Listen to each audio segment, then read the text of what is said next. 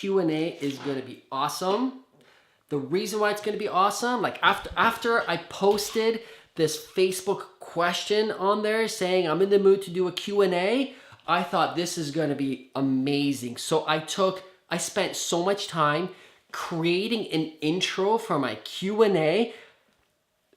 Like, it was awesome. Like, I spent hours doing it. I hope you like it. Check it out.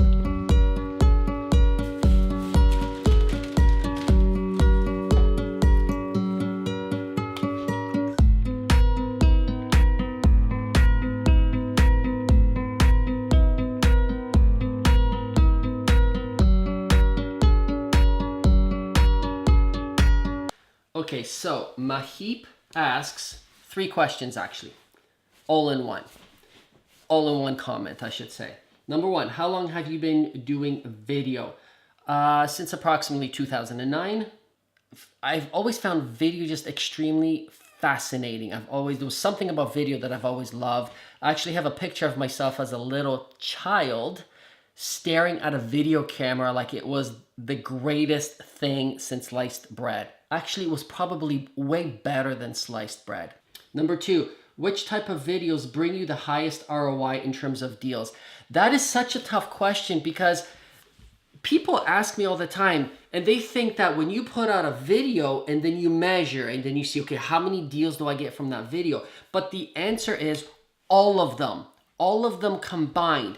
That's like asking Coca-Cola, which commercial sold you the most amount of Coke? Well, if I ran one video, I'm not going to see the ROI because there are different types of videos that you can run.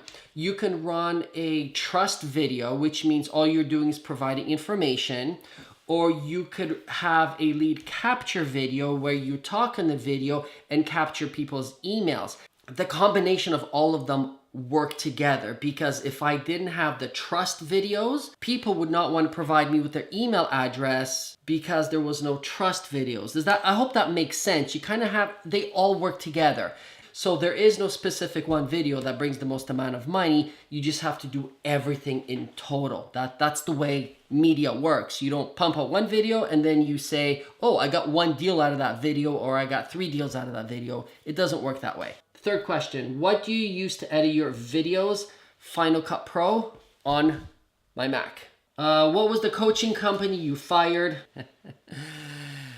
I can't say. Not that I don't want to. Well, no, I don't want to. I don't want to be that guy that slams other people by name publicly. That's just not who I am. I feel icky doing that to say, well, here is the company. I don't want them coming after me to say, hey, you slandered my name. I just want to avoid all that. I'm not one of those people who calls people out publicly. Unless you do like something horrible to me, then I will publicly destroy. Rob asks, can I just cut and paste your status and claim it as my own? Awesomeness.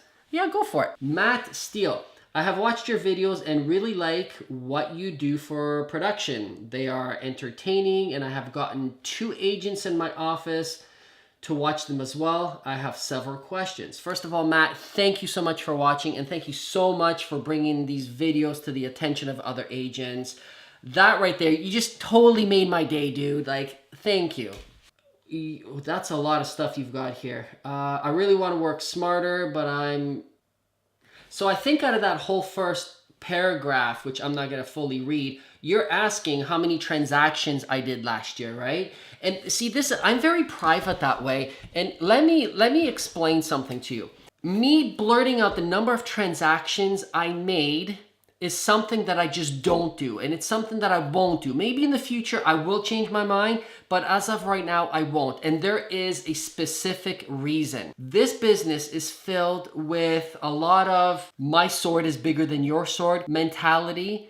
Everybody's out there running around with big egos. Now, Matt, I'm not saying you have an ego, but here's what happens in this business. We compare swords. My sword's bigger than your sword. I did 20 transactions. Well, I did 50 transactions, so therefore I'm better.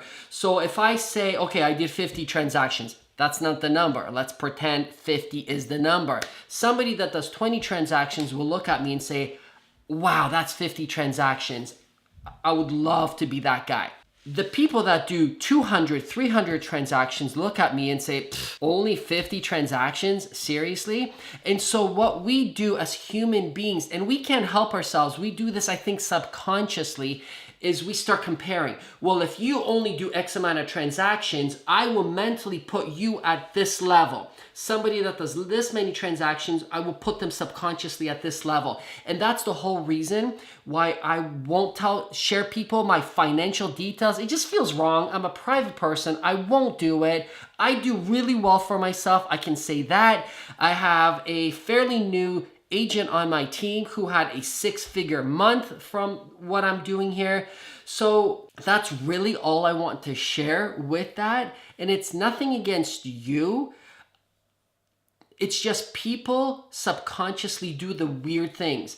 I think a better question for people to ask, and not just in real estate, but any industry, is, are you happy? Are you reaching your goals? And the answer to both of those questions for me personally is, I am very happy, and that's what matters. And yes, I am achieving my goals that I set every year. So I will answer your question that way, not in terms of here's how much money I made and here's how many transactions I've done. It just feels weird that I just would do that. So I hope you understand. I'm intrigued by what you are saying, along with Gary Vaynerchuk, about running your companies as media companies. I like the concept, but I don't know anything about post-production or video production or any of that. I also see the theoretical value-ish, but I don't see how that translates into dollars in a market like mine. The big red company dominates the landscape because they offer dramatically slashed pricing and spend massive money on SEO and web presence.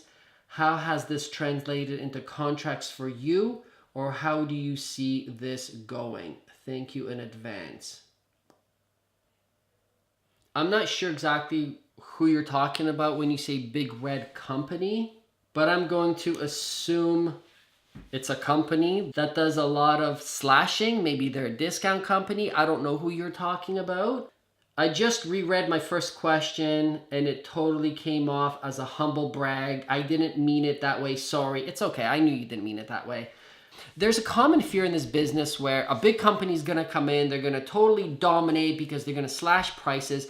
I promise you there's room for everybody. Carve out a niche. There are two things you could do. You can always compare yourself to others, meaning you're always looking at what they're doing, or you can compare yourself to yourself and say, okay, I need to get better and I just need to put my head down and focus. Those who put their head down and focus will persevere. It doesn't matter. There has always been companies out there who will slash their prices, slash their commissions. That's been in existence since the beginning of time. That has always been around and that will never disappear.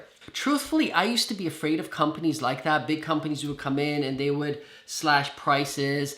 But that's not what the public wants. Yes, there's a small percentage of the public who wants nothing but cheap, and you can't help that. They're just cheap people by nature. But that's not my target audience, and that shouldn't be your target audience either. I target people that want quality, that want service, and that are willing to pay for it. And guess what? There are people out there that want that. You just have to find who those people are and target those people. But certainly don't waste your brain power, mental energy, and time thinking about what these red companies are doing by slashing prices. That will be around, but don't fear them. You can see what they're doing, but just do your thing. I do my thing, and I've got companies in my business constantly that are out there trying to slash prices. It doesn't bother me one bit because it doesn't affect me. They're not my target audience. I don't want to work with people that want cheap. I'm not sure what you mean by what your baseline is and how operating as a media company has changed that. I can tell you that my business has completely changed since I started operating as a media company, because I start thinking differently when you're a media company. We all do things for a reason. And if you think of yourself as a real estate agent, your reason for waking up every morning is going to be to help buyers and sellers buy and sell homes. since I started acting as a media company, I wake up every morning thinking, how can I help my community and how can I promote my community? It comes from a different viewpoint as opposed to what can a buyer and seller do for me so I can make money as an agent. I'm thinking, what can I contribute to my local market so I can help them? And of course, the law of reciprocity kicks in. The more you do for others, the more they will do for you. And there's one quote, it's not really a quote, but it's a thought that I have read from numerous billionaires with a B. And they were asked one question: what is the biggest reason why you are a billionaire and so financially successful? And the common question amongst all of them was simple. Their answer was, because I gave so much.